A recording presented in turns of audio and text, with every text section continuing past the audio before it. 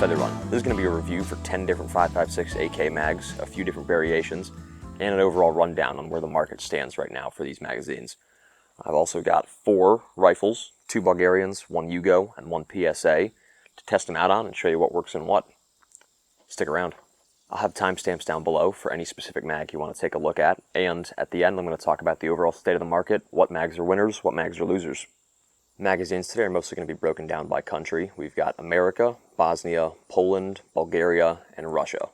For rifles we're using today, we've got the Bulgarian brothers, my SLR 106, my SAM 5, so the milled and stamped variety, a loaner from a friend, Zastava M85, and we'll talk about why there's Yugo on the table here in a minute, and then a work-in-progress PSA 102, also on loan from a buddy. Before we get going, let's talk about the guns from Serbia, formerly Yugoslavia, and affectionately referred to as the Yugos.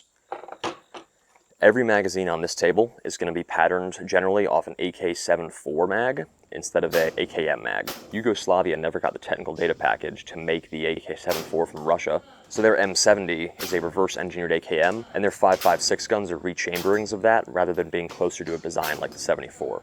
What that means is the magwell spec is a little closer to an AKM on the Yugoslavian guns. That generally means their magwells can take a lot of AK-74 based mags like what's on this table, but the magazines that come with these and are made by the Yugos specifically aren't backwards compatible into a lot of the other guns we have on the table.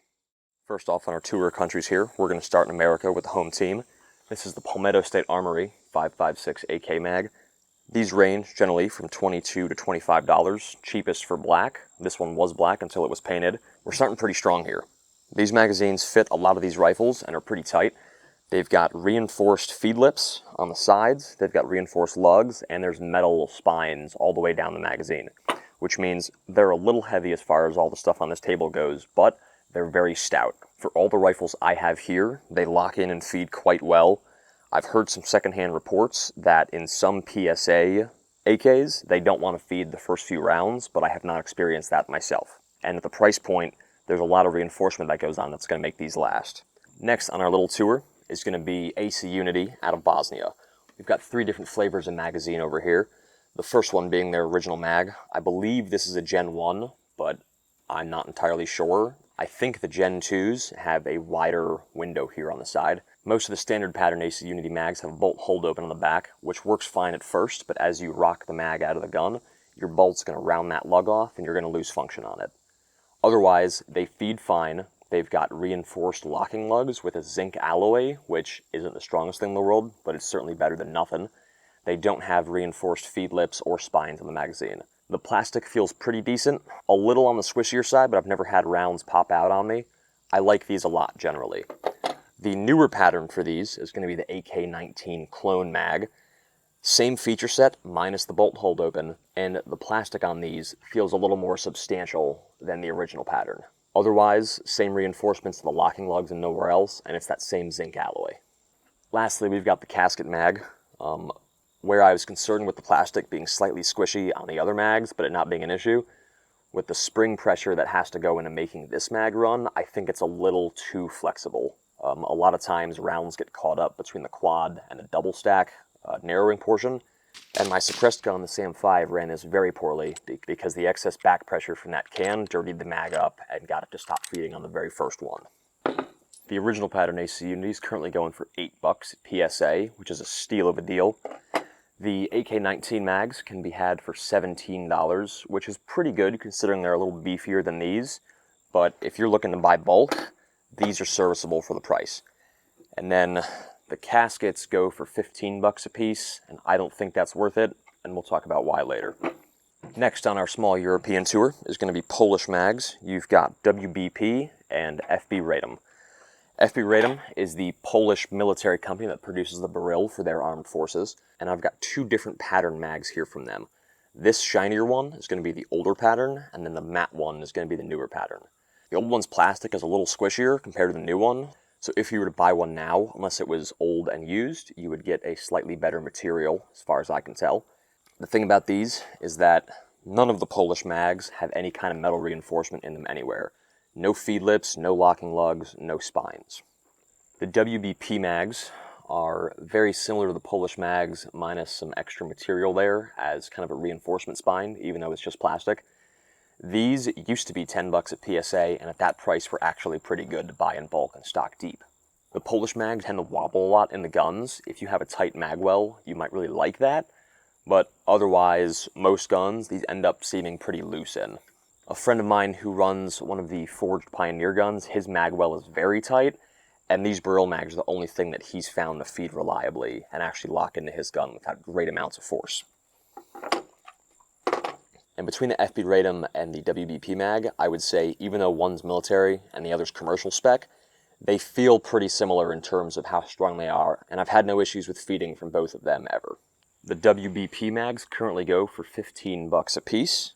The FB Radoms go for 35 to 38. Before we hit on Bulgaria, we're going to skip over to Russia real quick. This is a Russian Bakelite magazine with a podarms conversion follower. Prices on the magazines themselves vary a ton based on what kind of mag they are, where they came from, but the follower itself generally goes for about 13 bucks right now. These are reinforced down the spines, in the feed lips, and on the lugs. They're very well-made magazines, and they're tough as hell. The problem is the case shape of 545 is a little more tapered than 556, so these conversion followers do a pretty good job of making it usable, but every once in a while, with a fully loaded mag, the first couple rounds will fail to feed because the feed angle just gets a little too steep. That's the same reason you can't drop these followers in a 545 RPK mag. The curvature just gets way too steep to feed those rounds. If you're okay with putting the money up for these, and maybe, just maybe, packing them to 28 depending on the magazine, these are very substantially built mags, and they look great too. And lastly, we're going to move over to Bulgaria. First is going to be the Circle 10 magazine. These are one of the designs that's been in the country the longest, and these are also military mags. They're a little heavy, but they're a thick polymer. They're metal reinforced on the front and back strap, as well as the lugs and the feed lips. They've got reinforcement everywhere you need it. They'll be a little large as fitment goes, and my M90 I formerly had wouldn't accept these because they were a little tight. That being said, rifles they fit in, they lock in, and they fit very well. These go for 45 to 50 bucks a piece currently, and are probably the best magazine on this table, but you will have to pay for it. More recently, Gun Mag Warehouse has started to sell a commercial spec Bulgarian magazine. These are a little different than the other ones. They've only got reinforcements on the feed lips and the lugs. They don't have a front and back spine reinforcement, but they're still made very well and a little lighter. I've not had any issues with these so far. The plastic also holds up pretty well. You can find these for 17 bucks a piece, and that's a pretty fair price for what you're getting out of it. These mags are pretty damn good. One thing to note, the geometry on the very top of the front lug is a little square up there, and that can lead to these not wanting to lock in certain reload situations, but as you use them, they'll round out and they'll lock in a lot better. Sometimes you just have to force it through the rock cycle. You'll notice I don't have a 5.56 Russian RPK mag because I'm not spending $500 on one magazine, so I was really fortunate when recently these Bulgarian RPK mags came into the country. These are the same manufacturer as the commercial spec Bulgarians that go for 17 bucks a piece, and these cost 20. It's more or less the exact same mag, just longer for better capacity. That being said, it's a good design already, and it's less complicated than the AC Unity casket mags. So as far as big boys go, this might be your best bet without having to drop Russian RPK mag prices. They're not reinforced on the front and back, but they do have reinforced feed lips and lugs, just like the other one. And this is the one that I painted in last week's video, so this color that you're seeing is not what comes out of the factory. The sharp-eyed viewer would notice there's one thing on the table we didn't go over here, and that's going to be this. That's going to be this base pad. This is a 3D printed base pad that I found on the internet kind of randomly with a Lowe's hardware screw to hold it in place. The overall cost of this base pad and screw combo is going to be less than $2, and I got 8 extra rounds out of it on top of a standard magazine, which is pretty great. I ran this pretty hard at AK Masters to give me an extra edge and not have to do some reloads, and I will say this print is pretty thick and it's held up great, but as far as prints go, your mileage may vary. If I can find it, I will try to put the link to this in the video description or something somewhere. The other option I haven't purchased, they'll do the same as this base pad, is the AMRU Design base pad. Those run for 40 bucks a piece rather than a few cents of filament and a screw, and they only give you, I want to say, 5 to 6 extra rounds. They look clean and they're a lot smaller, but you're paying a lot for the capacity you're getting. Now that these magazines are out, I would say they're a little less relevant now. A few notes for people with Zastava M90s specifically. When I had mine, the mags I found to work best from this selection here were going to be the AC Unities and the WBPs. I had a barrel, which was this one, the older pattern, and I used it, but I like the WBP more, especially for the cheaper price. The Bulgarian commercial spec mags do not lock in or feed well in that rifle in the slightest. I verified that recently with my buddy who purchased the rifle from me. Let's talk about winners and losers. The first loser is going to be the AC Unity casket mag. And the reason I'm saying it's a loser is because for $5 extra, you can get the Bulgarian RPK mag that's going to be a lot less complicated and have the same capacity. It also fits in pouches better because this one's super thick, so it's mechanically complex, it doesn't play well with gear, and there's a better option out there for $5 extra. Sorry.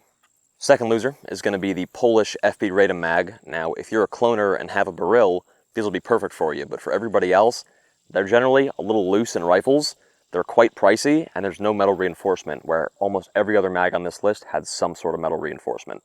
Don't get me wrong, they're good mags, but the price to value proposition just ain't there with these. And speaking of price to value proposition, is going to be a converted Russian magazine. Again, these magazines can be $70 or more, and then you have to pay another $13 for the follower, and they still might not feed the top rounds off your magazine.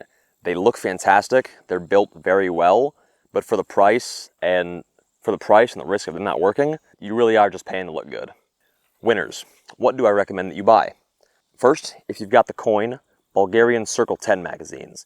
These are going to be tied for the strongest mags on this list that'll last you the longest. They're a little pricey, but damn if they aren't the best AK mag on the market.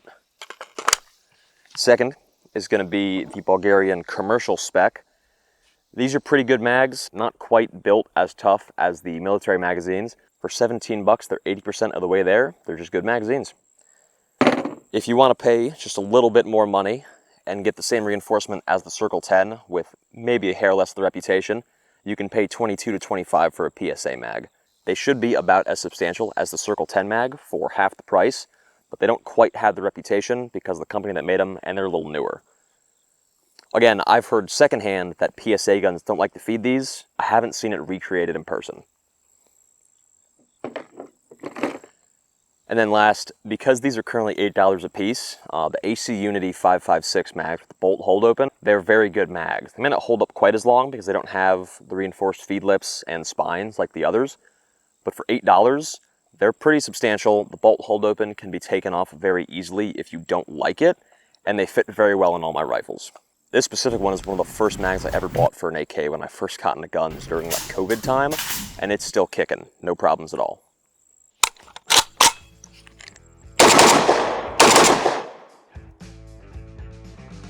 In conclusion, most of the mags I looked at today are pretty good options, but again, AKs can be a little picky rifle to rifle, so you might want to grab a couple, try those out first before you commit to getting a whole bunch. Simply is the nature of the beast. There are some better mags in this pile based on both how they run and their value proposition. Make sure you test stuff for yourself to verify, just to make sure your rifle likes it. And remember, if you find one you like that works for you, if they're a good deal, stack them deep while you can.